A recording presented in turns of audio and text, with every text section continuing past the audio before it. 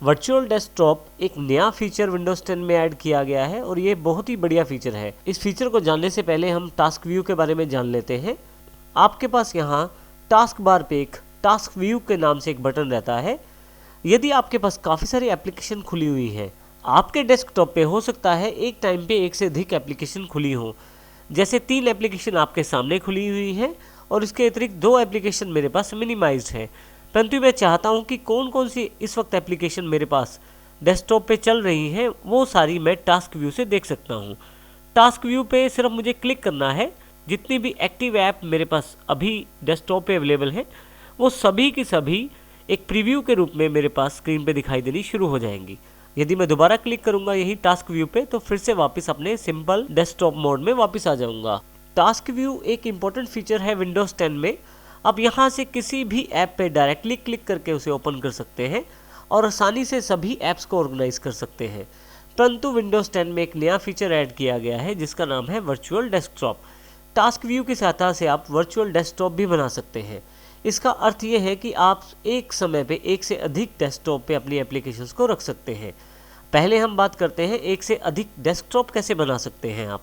जब आप task view पे क्लिक करते हैं तो आपके पास यहाँ पे राइट हैंड साइड पे न्यू डेस्कटॉप के नाम से एक बटन अवेलेबल हो जाता है। यदि मैं इस बटन को क्लिक कर दूं तो आप देखेंगे यहाँ पे आपके पास टास्क व्यू बार अवेलेबल हो गई है जिसमें डेस्कटॉप 2 नाम से एक अलग से प्रीव्यू अवेलेबल हो गया है डेस्कटॉप का। यदि मैं यहाँ डेस्कटॉप 2 पे क्लिक करूँ तो आप देखेंगे एक बिल्कुल ब्लैंक डेस्कटॉप आपके सामने है। अब यहाँ पे आपका डेस्कटॉप बंद नहीं हुआ है, बस केवल वो अभी नॉन एक्टिव हुआ है, अर्थात अभी आप उसे नहीं देख पा रहे हैं। यदि आप टास्क व्यू पे दोबारा क्लिक करें, डेस्कटॉप 1 पे आए तो आप फिर से उसे देख सकते हैं। इसी तरह से मैं फिर से डेस्कटॉप 2 पे वापस जा सकता हूँ। ना केवल मैं वर्चुअल डेस्कटॉप बना सकता हूँ, उनमें अलग से ऐप्स को मैं खोल भी सकता हूँ। जैसे कि यहाँ पे मैं स्टार्ट पे जाता हूँ और यहाँ पे मैं कैलकुलेटर ऐप को खोल लेता हूँ। इसी के साथ में मेरे पास यहाँ दूसरे डेस्कटॉप में अलग से एक ऐप अवेलेबल हो गई है। यदि आप यहाँ ध्यान दें तो पहले वाले डेस्कटॉप की सभी एप्लीकेशन डेस्कटॉप 1 पर ही है। डेस्कटॉप 2 पे केवल कैलकुलेटर वाली ऐप ही अवेलेबल है। यहाँ मैं टास्क व्यू पे दोबारा क्लिक करता हूँ और फिर से डेस्कटॉप 1 पे चला जाता हूँ। इस प्रकार मैं आसानी से डेस्कटॉप के बीच में स्विच कर सकता हूँ। आप जितने चाहें उतने डेस्कटॉप बना सकते हैं अपनी सुविधा अनुसार। यहाँ मैं फिर से न्यू डेस्कटॉप पे क्लिक कर देता हूँ तो मेरे पास एक तीसरा डेस्कटॉप फिर से अवेलेबल हो जाता है जो बिल्कुल ब्लैंक है और इसमें मैं यहाँ पे कैलेंडर वाली एप्लीकेशन क्लिक करके खोल देता हूँ। इसका अर्थ ये हुआ कि आप एक समय पे एक से अधिक डेस्कटॉप के साथ आसानी से काम कर सकते हैं और आप अपनी चीज़ों को आसानी से ऑर्गेनाइज कर सकते हैं। जैसे कि मेरे पास जो जितने भी टेक्सचुअल एप्लीकेशंस हैं वो सारी एक डेस्कटॉप पे हैं और दूसरी डेस्कटॉप पे केवल कैलकुलेटर अवेलेबल है और तीसरी वाली पे सिर्फ कैलेंडर अवेलेबल है। ना केवल आप टास्क व्यू में वर्चुअल डेस्कटॉप बना सकते हैं बल्कि एक डेस्कटॉप की ऐप को दूसरे डेस्कटॉप पे आप मूव भी कर सकते हैं। आइए इसको देखते हैं। यहाँ टास्क व्यू पे क्लिक करें। मान लीजिए मुझे इस पेंट वाली ऐप को तीसरे वाले डेस्कटॉप पे लेके जाना है। देखिए यहाँ पे मेरे पास डेस्कटॉप 1 एक्टिव है और यहाँ से मैं इस ऐप को क्लिक कर लेता हूँ और मूव करते हुए डेस्कटॉप 3 पे ले जाता हूँ।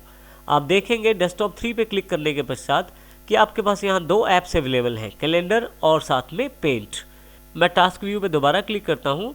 अब की बार यहाँ पे मैं वर्ड पैड को एक नए अलग से नए डेस्कटॉप पे लेके जाना चाहता हूँ, तो इसको मैं मूव करते हुए बजाय डेस्कटॉप 1, 2 या 3 के लेके जाऊँ मैं अब की बार न्यू डेस्कटॉप बटन पे ले जाता हूँ और जैसे ही छोड़ता हूँ तो आप देखेंगे डेस्कटॉप 4 अपने आप अवेलेबल हो गया है। आप देखेंगे कि डेस्कटॉप 4 में आपके पास वर्ड पैड का ऐप का विंडो अवेलेबल हो गया है।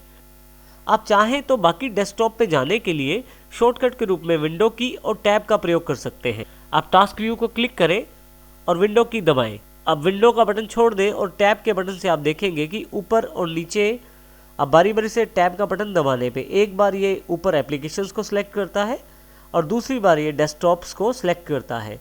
मैं यहाँ डेस्कटॉप को सिलेक्ट कर लेता हूँ और उसके बाद एरो की से किसी भी डेस्कटॉप पे जा सकता हूँ।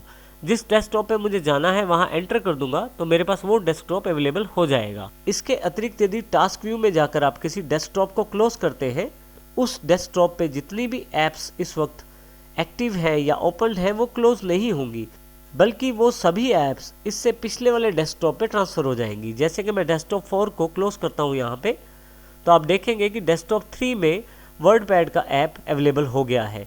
इसी तरह से टास्क व्यू पर जाकर मैं डेस्कटॉप 3 को क्लोज कर देता हूँ, तो आप देखेंगे कि 2 में वो सभी ऐप्स अवेलेबल हो गई हैं जो 3 और 4 में अवेलेबल थी। और यदि मैं केवल एक डेस्कटॉप चाहता हूँ, इसको भी क्लोज कर देता हूँ, जितनी भी बाकी सभी डेस्कटॉप पे अवेलेबल ऐप्स थी वो सभी मेरे इस सिंगल डेस्कटॉप पे अवेलेबल हो गई है। इस प्रकार मैं वर्चुअल डेस्कटॉप का प्रयोग कर सकता हूँ अपनी सभी खुली हुई फाइल्स, फोल्डर्स या ऐप्स को ऑर्गेनाइज करने में और प्रयोग करने में।